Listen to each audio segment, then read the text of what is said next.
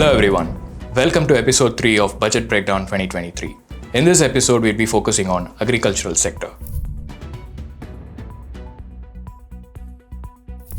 This budget is very important for the agricultural sector. Right off the bat, our finance minister has announced an allocation of 1.25 lakh crores for the Ministry of Agriculture and Farmers Welfare. This includes an amount of 60,000 crores towards the flagship PM Kisan scheme, which promises financial support of 6,000 rupees to every farmer every year.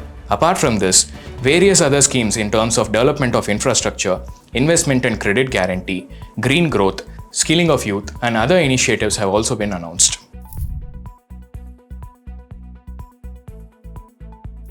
From an infrastructure standpoint, the government has announced various measures, starting with the setting up of a digital public infrastructure for agriculture, which would operate with an open source and open standard platform with interoperability.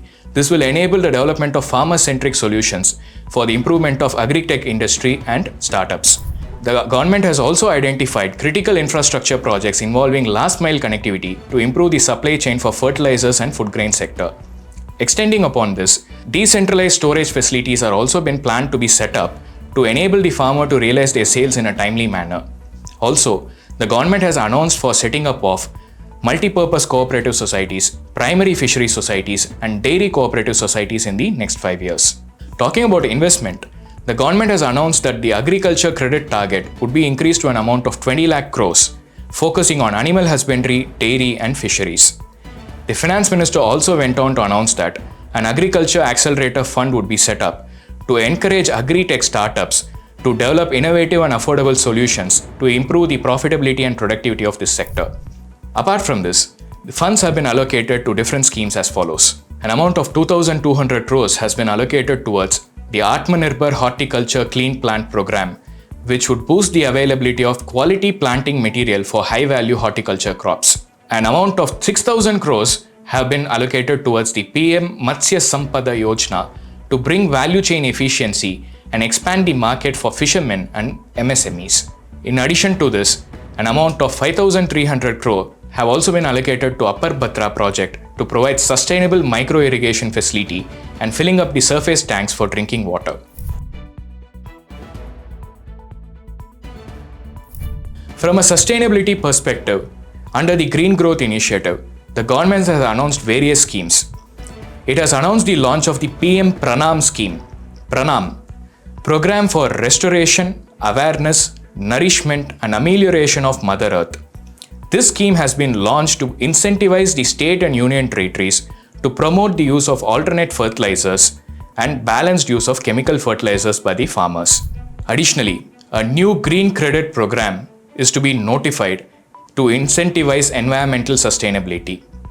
Also, the government is launching a Gobardhan scheme with an outlay of 10,000 crore rupees to set up 500 biogas plants which would turn waste into wealth.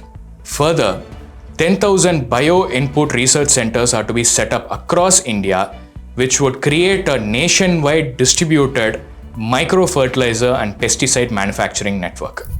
On an R&D front, the finance minister has announced for setting up of centers of excellence and labs which would use technologies like artificial intelligence and 5G services for developing applications relating to agriculture and precision farming.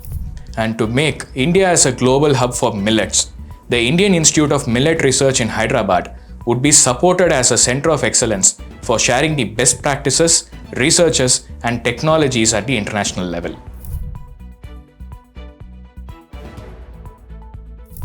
Under income tax, new cooperatives that are formed after 1st April 2023 and which commence manufacturing by 31st March 2024 shall be allowed a concessional rate of 15% income tax as are presently allowed for new manufacturing companies. Also, the threshold for withholding taxes by cooperative societies on any payment has been increased to 3 crores. Additionally, the payment made by sugarcane cooperatives to sugarcane farmers for the periods prior to assessment year 2016-17 shall now be allowed as expenditure. In addition to this, the acceptance of loans and deposits in cash under Section 269 SS has been increased from a limit of 20,000 to 2 lakhs for primary agriculture credit societies and primary cooperative agriculture and rural development banks. The repayment of these deposits and loans under Section 269T has also been increased from 20,000 to 2 lakhs.